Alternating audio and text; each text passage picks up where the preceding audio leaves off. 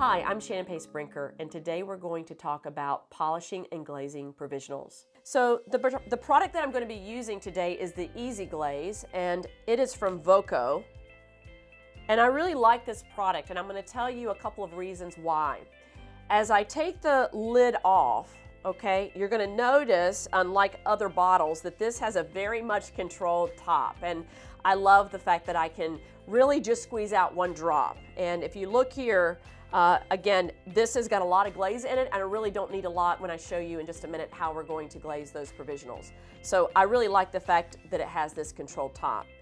But before we do that, and I'm going to put that glaze lid back on, I want to kind of come in close to my provisionals. At this point, what I would have normally done is I would have gone through all of my reduction. I've already done all of my trimming and finishing.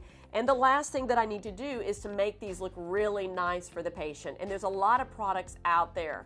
What I like about this glaze is that it's clear and that it also doesn't add color. Because one of the things about polishing is when the light bounces off the teeth, it has to look like natural tooth structure, or you're going to have a dead zone right in the front of the patient's mouth. And that's something you got to really think about. And as a new assistant, those are the things we really don't know, is that, we can polish it, but we're not really thinking about the light effect. And if you can imagine having a final restoration, the laboratory is going to glaze it and make it look really shiny and smooth. And that is exactly what we're going to do with these provisionals, because if you don't polish these to a really fine gloss and put a glaze on them, or at least polish them really nice and shiny, as the light bounces off of these materials, it's going to look like provisionals. It's going to look fake, and that's the last thing that I want.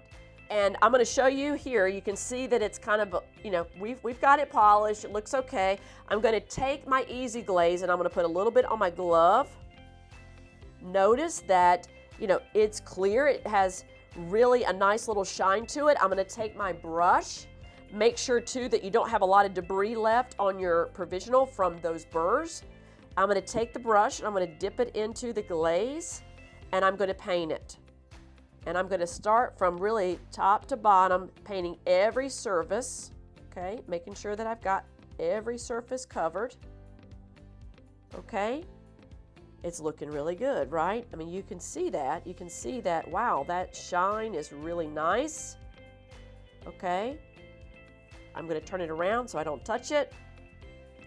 I'll go in again because my glove probably has some of that debris, okay? I could have also used a little hemostat, or I could have used some cotton pliers, which is fine. But again, I'm going to do the facial surface and then I'll do the lingual surface.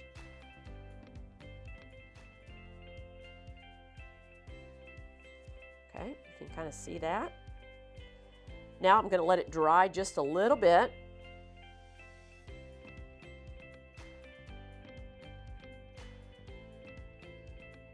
Right, now I'm going to take my curing light and I'm going to just kind of cure that quickly. And notice that I've got a really pretty glaze. That's really, really shiny. That is really a provisional that I'm proud of. I went through the polishing steps, and then adding that Easy Glaze just really bumped it up one more notch for the patient. And I like the fact that that is really going to be shiny. It's going to last the entire time that they're wearing this provisional. And that is something that you really want to think about. And then one last little nugget here about the Easy Glaze is the fact that it's going to help it keep its color. One of the things we know over a long period of time is this is going to absorb fluids. It's going to change. And sometimes with coffee, tea, foods that we eat, things that we drink, we can see that color kind of coming down, especially if we're utilizing an A1 or a B1. And I want that 3 unit to stay the right shade and to stay the same shade as I fabricated the day that I made it. And it's plastic, so it's going to absorb a little bit of fluid, but the one thing that I can tell you about the Easy Glaze is that it's going to help to seal that color, so the stains are not going to come through the material as much. And so that's a great another added benefit of using glaze. Now, I'm Shannon Pace Brinker. I thank you so much for your time today. And again, utilizing the Easy Glaze is just one more step to making these provisional